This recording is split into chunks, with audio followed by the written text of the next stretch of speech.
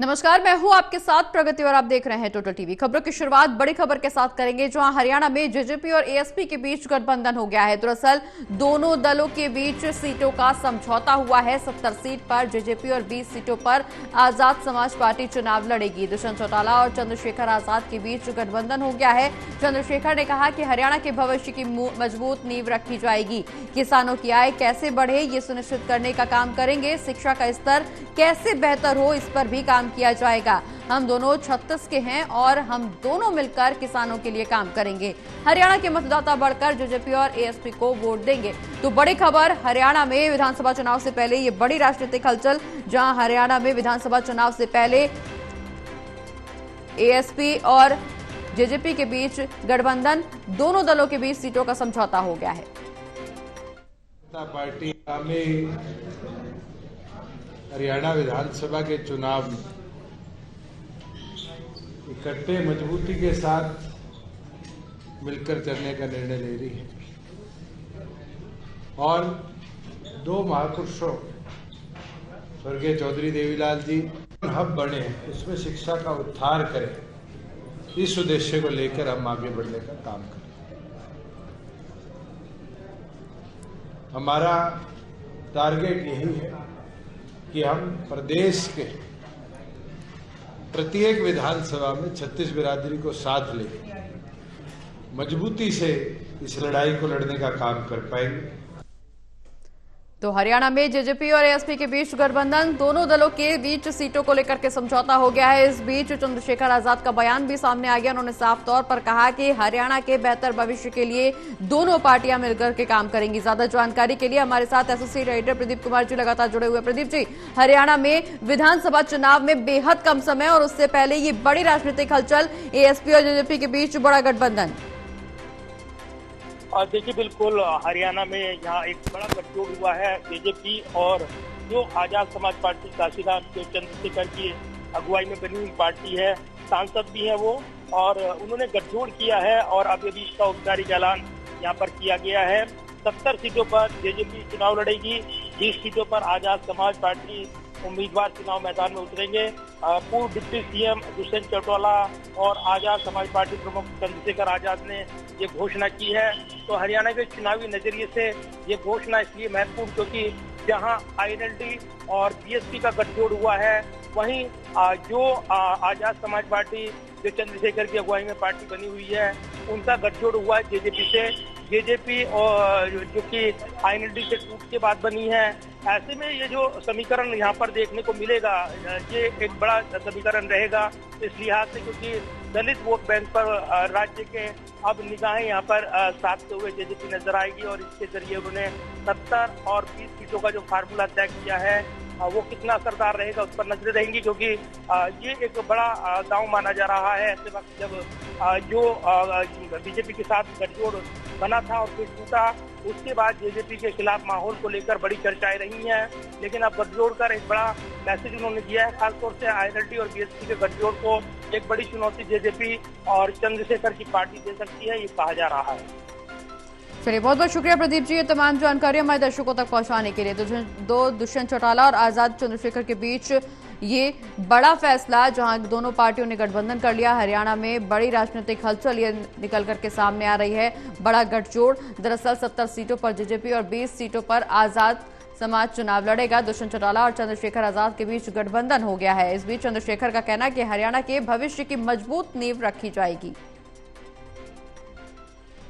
एक चीज बतानी भूल गया, सीट शेयरिंग के ऊपर हमारी चर्चा भी होगी। 70 सीटों पर जननायक जनता पार्टी चुनाव लड़ेगी और 20 सीटों पर आजाद समाज पार्टी काशीराम चुनाव लड़ेगी। ये घोषणा तो आज की है, लेकिन इस पे पहल लंबे समय से चल रही थी और जो जिन महान पुरुषों के बारे में, उनकी दोस्ती के बारे में, उनके संयुक्त संघर्ष के बारे में, उसके परिणाम के रूप में जो आज हम लोग बैठे हैं, मैं अपने महान पुरुषों को नमन करते हुए आज उन दोनों महान नेताओं का भी जिक्र करता हूं, मान्यवर काशीराम साहब और चौधरी देवीलाल जी।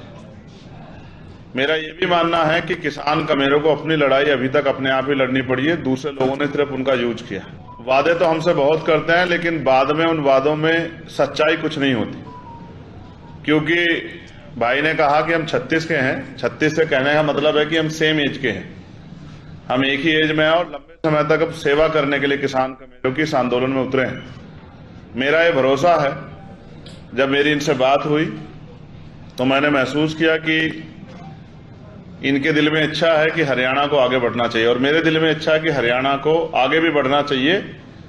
हरियाणा की जो पहचान है, जिस तरह से इस बार भी दुनिया में देश का नाम हरियाणा ने बचाने का काम किया, वो हरियाणा और शक्तिशाली होना चाहिए। हम लंबे समय से हरियाणा में काम कर रहे हैं। तो दोनों दलों के बीच सीटों का समझौता, जेजेपी 70 सीट पर और 20 सीटों पर आजाद समाज पार्टी चुनाव लड़ेगी। हरियाणा के मतदाता बढ़कर जेजेपी और एएसपी को वोट देंगे, ये बयान चंद्रशेखर आजाद की तरफ से सामने आया। बता दें कि दोनों दलों के बीच सीटों का समझौता भी हो गया है और बेहद कम समय चुनाव में रह गया है। विधानसभा चुनाव 1 अक्टूबर को होंगे, 4 अक्टूबर को नतीजे सामने आएंगे और इस बीच ये बड़ा गठबंधन हरियाणा की राजनीति में देखने को मिल रहा है। ज्यादा जानकारी के लिए एसोसिएट एडिटर महेश कुमार जी भी हमारे साथ फोन लाइन पर जुड़ गए। महेश जी, विधानसभा चुनाव में बेहद कम समय और ऐसे में ये बड़ा गठजोड़ निकल करके सामने आया हरियाणा की राजनीति में, कितना इम्पैक्ट इसका चुनाव पर पड़ेगा, अन्य राजनीतिक दलों पर पड़ेगा?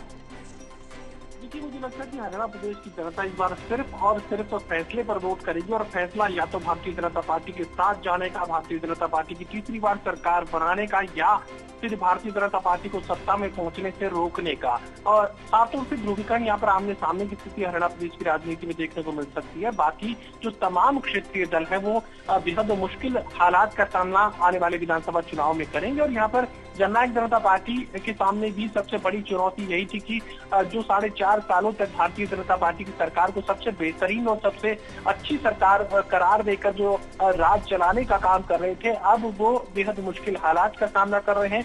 उम्मीद यहाँ पर जननायक जनता पार्टी के पास ना के बराबर थी और उम्मीद खत्म होने की वजह से ही वोटर भी नाराज था और सपोर्टर भी नाराज था। इसके अलावा जो संगठन के लोग हैं वो पार्टी को अलविदा कह चुके थे, यहाँ तक कि प्रदेशाध्यक्ष निशांत सिंह भी पार्टी को अलविदा कहकर कांग्रेस पार्टी का दामन थाम चुके थे। अब उम्मीद का खात्मा यहाँ पर जेजेपी के लिए सबसे बड़ा संकट था और उसी संकट से उबरने की कोशिश यहाँ पर दुष्यंत चौटाला की तरफ से की गई है।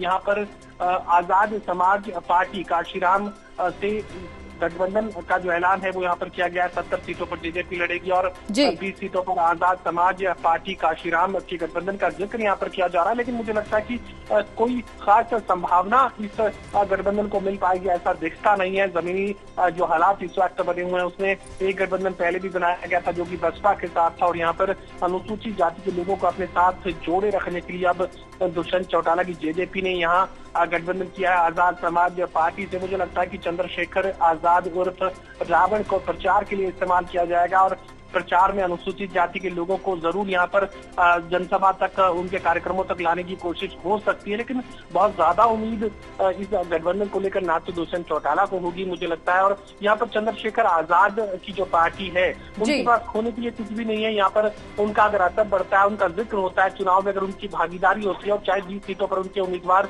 उतारे जाते हैं तो आने वाले वक्त में बीएसपी का विकल्प यहाँ पर बनने की कोशिश आजाद समाज पार्टी की तरफ से की जाएगी, जो कि उत्तर प्रदेश में देखने को मिला है। बीएसपी जैसे जैसे कमजोर होती चली गई वैसे वैसे आजाद समाज पार्टी, चंद्रशेखर आजाद और रावण की पार्टी जो है वो मजबूत होती चली गई अनुसूचित जाति के लोगों में। तो यहाँ पर मुझे लगता है कि अगर यहाँ चंद्रशेखर आजाद की पार्टी हरियाणा में अपनी 20 सीटों पर उम्मीदवार उतारने का काम करती है तो भविष्य की राजनीति के लिए चंद्रशेखर के लिए तो ये बेहतरीन अवसर है, लेकिन जननायक जनता पार्टी के पास हासिल करने के लिए कुछ भी नजर नहीं आ रहा। चलिए, बहुत बहुत शुक्रिया महेश जी, तमाम जानकारी हमारे दर्शकों तक पहुंचाने के लिए।